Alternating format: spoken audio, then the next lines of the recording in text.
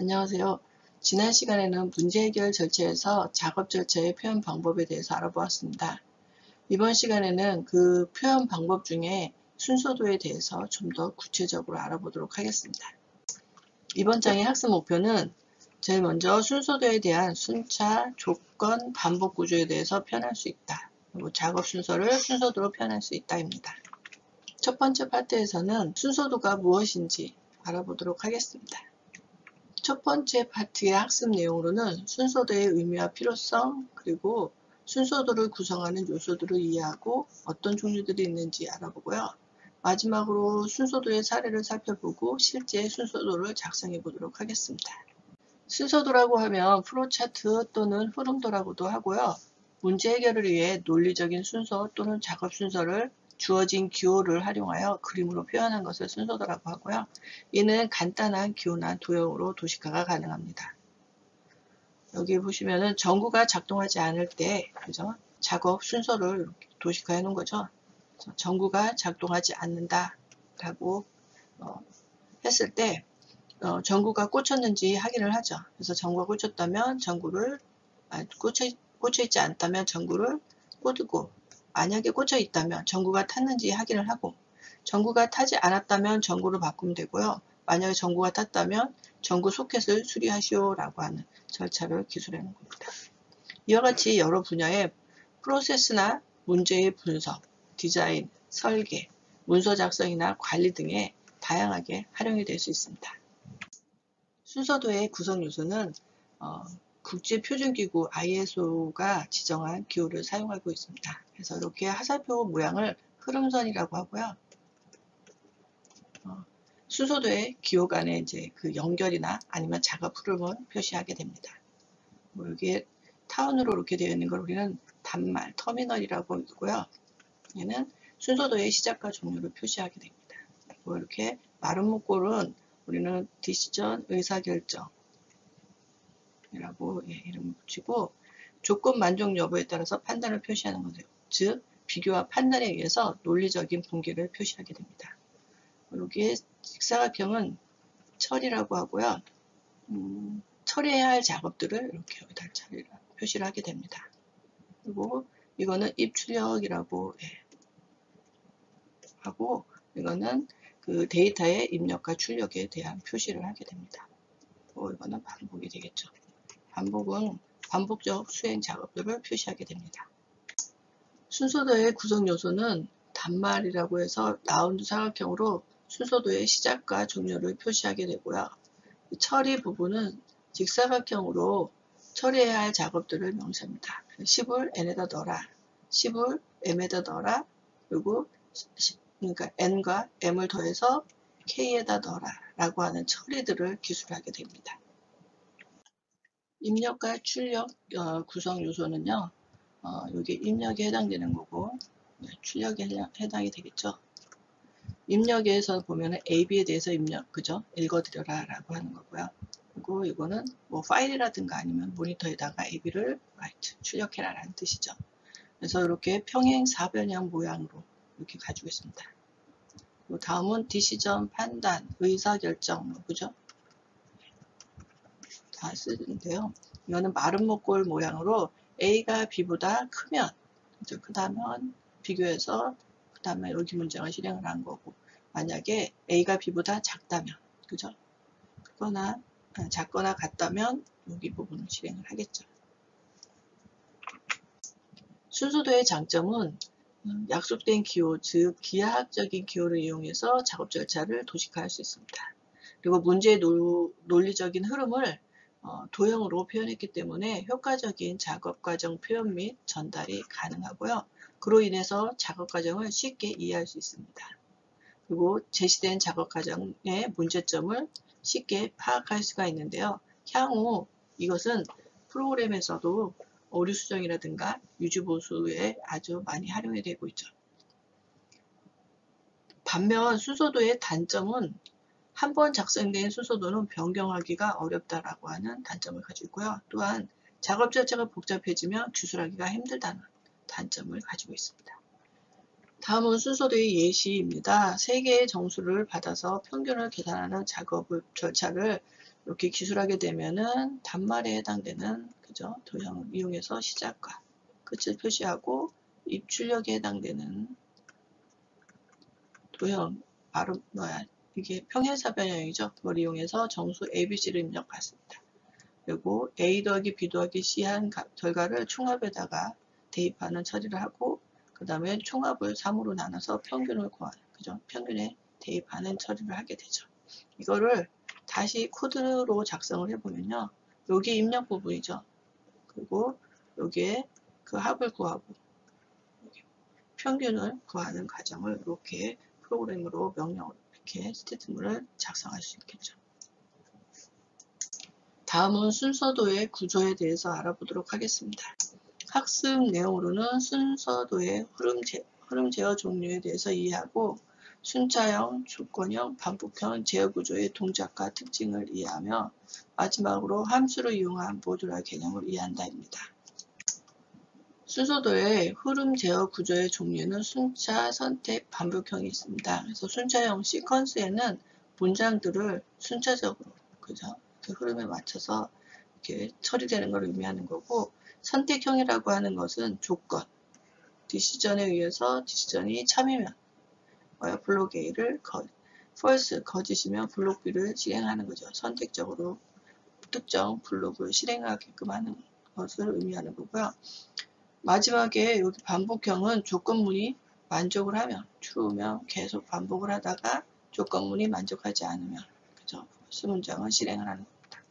순차형이라고 하는 것은 순차적으로 작업 과정을 표현한 것이겠죠. 순차 구조는 다음과 같이 시작해서 이렇게 하사표가 이렇게 흐름대로 작업이 순차적으로 실행하는 것을 의미하는 거고요. 예를 보면 아침 일상에서 하는 일을 순서를 이렇게 기술한 건데 시작, 기상하고 약지질하고 샤워하고 머리 말리고 이런 식으로 그죠? 끝 이렇게 해서 이렇게 일련의 과정을 순차적으로 기술해 놓은 것을 우리는 순차형이라고 합니다. 다음은 와인잔에 와인을 바꾸기 위한 작업 순서입니다. 세 개, 첫 번째는 레드 와인, 두 번째는 화이트 와인, 세 번째는 빈 잔이 들어있는데 이때 빈 잔, 세 번째 템프, 그죠? 세 번째 잔에 화이트 와인을 넣게 되면은 세 번째 화이트 와인이 되고 두 번째 빈 잔이 되죠. 그러면은 거기에 두 번째 빈 잔에 첫 번째 레드 와인을 넣게 되면은 첫 번째는 빈 잔이 되고 두 번째는 레드 와인, 그죠? 세 번째는 화이트 와인이 되죠. 세 번째 잔에 있는 화이트 와인을 첫 번째 잔에다가 붓게 되면은 이렇게 첫 번째는 화이트 와인, 그리고 두 번째는 레드 와인으로 이렇게 값이 그래서 와인이 바뀐 거를 확인할 수 있을 겁니다. 이거를 순서대로 이렇게 작업을 기술하게 되면은 첫 번째 잔에는 레드 와인, 두 번째 잔에는 화이트 와인, 세 번째는 빈 잔으로 이렇게 세팅이 되어 있고 그래서 세 번째 잔에 빈 잔에 두 번째 와인을 붓게 되면요. 두 번째 잔은 비고, 그죠? 그 세 번째 잔에 화이트 와인이 들어가 있겠죠. 그러면은 두 번째 잔, 빈 두 번째 잔에다 잔 안에 레드 와인을 붓게 되면은 두 번째 잔에는 레드 와인이 들어가 있고, 그죠? 그 다음에 잔 안이 비어 있겠죠. 첫 번째 잔에다가 세 번째 아까 여기 이거를요 다시 붓게 되면은 첫 번째 잔에는 화이트 와인, 그죠? 두 번째는 레드 와인이 들어가 있는 걸 확인할 수 있을 겁니다. 그래서 첫 번째 레드가 그죠? 여기에 화이트로 그리고 두 번째 화이트가 레드로 이렇게 수합되는 것을 확인할 수 있을 겁니다. 다음은 와인잔을 기호로 바꿔서 표현해 보자는 거죠. 각 잔을 XY 템프로 바꾸고요. 그리고 이때 표현할 때 X잔에 잔 Y에 와인을 붓는다고 표현하는 건 이렇게 하는 겁니다. 그래서 Y잔에 와인을 X에다 붓는다 라고 표현을 한다. 그래서 여기 보시면은 XY 템포가 있고 X에는 화이트, 그죠? 그리고 Y에는 레드가 있고 템포에는 빈잔이 있죠.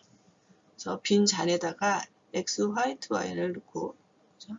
그 다음에 Y에 그러면은 X잔이 비겠죠? 빈 X에다가 Y에 있는 레드 와인을 넣고 그리고 여기 x의 화이트 와인을 y의 빈잔, 그죠? 빈잔 y에다가 대입을 하게 되면 여기에는 뭐예요?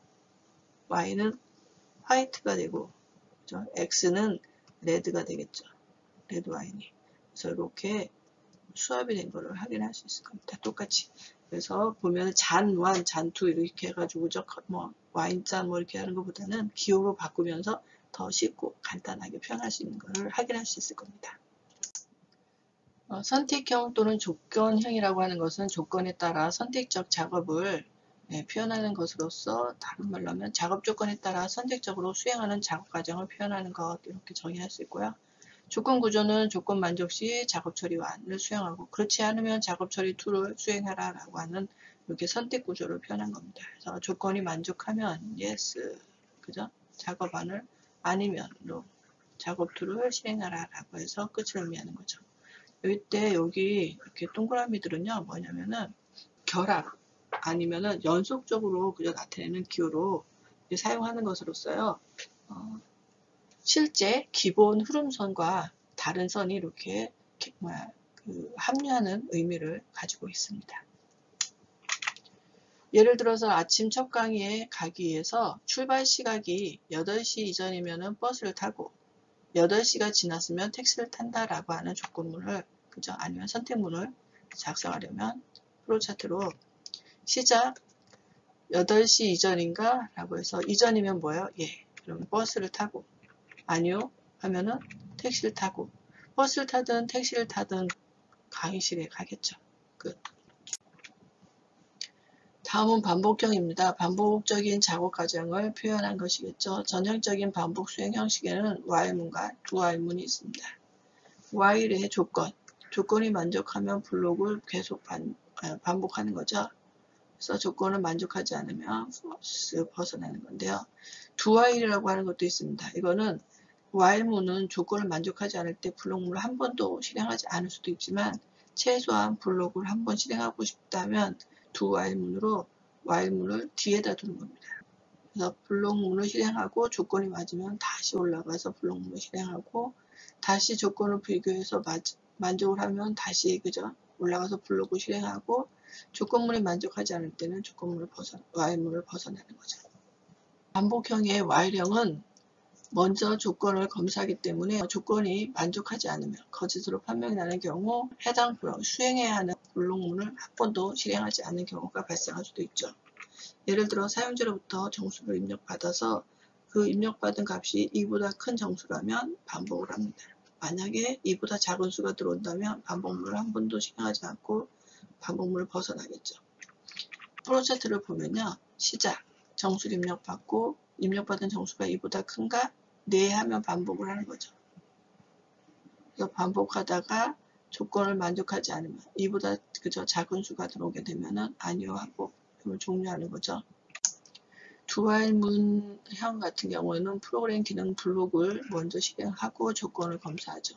그렇기 때문에 이 블록문을 최소한 한 번 그저 실행을 할 수 있습니다. 다음을 반복하시어 사용자로부터 정수를 입력받고 사용자가 입력한 수를 합수량을 계산하는 겁니다. 그래서 합이 100보다 작으면 처음부터 반복. 만약에 합이 100보다 크면 어떻게 해요? while문을 벗어나겠죠. 그래서 시작 정수를 입력하세요 라고 하고 합을 계산한 거죠. 합이 100보다 작은가? 네 하면 반복을 하는 거죠. 그래서 반복의 합이 100보다 크면 어떻게 해요? 벗어나는 거죠. 최소한 조건문 앞에 이 두 문장이 최소한 한 번은 실행이 될 겁니다. 다음은 파트 3의 작업 순서의 순서도 표현에 대해서 알아보도록 하겠습니다. 학습 내용은 순서도를 이용하여 작업 순서를 표현한다입니다. 작업 순서의 순서도 표현에서 작업 순서의 표현, 그 다음에 작업의 모듈화, 프로그램의 모듈화에 대해서 살펴보도록 하겠습니다. 작업 순서의 표현 시 유의사항이라고 하는 것이 있는데요. 이것은 입출력, 명백성, 유한성, 유효성이 있습니다. 입력과 출력을 다시 살펴보면은 입력은 없을 수도 있지만 출력 결과는 반드시 있어야 되는 거죠. 그리고 명백성이라고 하는 것은 어떠한 값을 모호하지 않게 명확하게 기술해야 합니다. 예를 들어 큰 수라든가 뭐 대략 150이라고 표현하면 안 되고 100보다 크고 200보다 작은 수라고 표현을 해야 합니다. 유한성은 한정된 수 기능을 수행한 후, 그죠? 그다음 반드시 종료를 해야 됩니다. 무한히 반복되는 동작은 허용이 되지 않고 일정 시간이 지나면 반드시 종료가 되어야 되고요. 유효성이라고 하는 것은 실행이 가능해야 되는 거죠.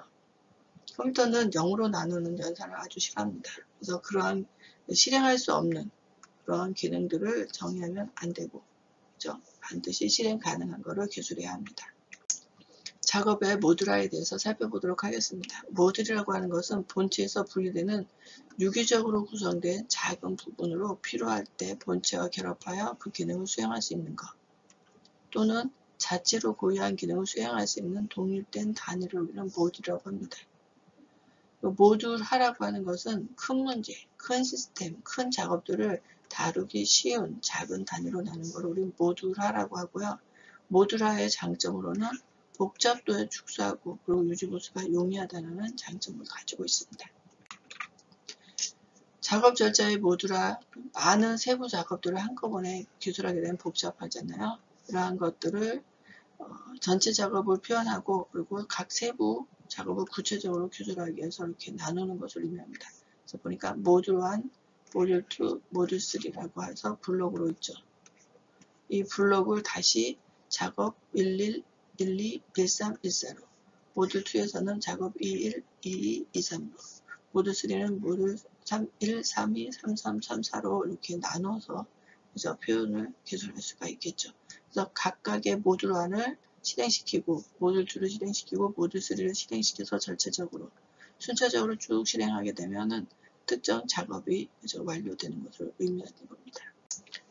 프로그램의 모듈화는 함수를 의미합니다. 함수라고 하는 것은 특정 작업을 수행할 수 있도록 독립적으로 설계된 프로그램 코드 단위를 함수라고 하죠. 그래서 큰 규모의 작업들을 기능 단위로 분해해서 그 기능을 함수로 나누어서 작성하는 것입니다. 함수의 특징은 서로 구별짓는 이름을 가지고 있고요. 특정 작업을 수행을 하고 매개변수를 통해서 데이터를 입력받고 그 결과를 반환할 수 있죠. 출력할 수 있습니다. 전체적인 작업들이 이렇게 여러 개의 모듈로 만들어져 있고 이 모듈을 이용해서 어떤 것을 만들어내는 거죠. 그래서 이거를 모듈을 우리는 프로그램에서는 함수라고도 합니다. 함수를 사용하게 되면은 설계하기 편리하고 이해하기 쉽게 만들어지는 장점을 제공을 합니다. 그래서 큰 문제를 작은 문제로 분해하여 문제를 해결하는 하향식 탑다운 개발 방식에 적합한 방법이고 함수 활용의 장점을 보면은 반복 사용할 수 있죠. 재사용. 그리고 기능을 명확히 구분하기가 용이하고 기능의 크기 또는 복잡도가 너무 큰 경우 분리가 가능합니다. 그래서 정수가 들어오면은 여기 f of x죠. 함수. 이렇게 제곱근을 구하는 함수를 호출해서 제곱근을 구해서 그 결과값 제곱근을 반환해 주게 되는 겁니다. 퀴즈는 앞에 배운 내용을 상기하면서 풀어보시길 바랍니다. 수고하셨습니다. 다음 시간에는 6장 문제 해결 과정에 대해서 강의를 진행하도록 하겠습니다.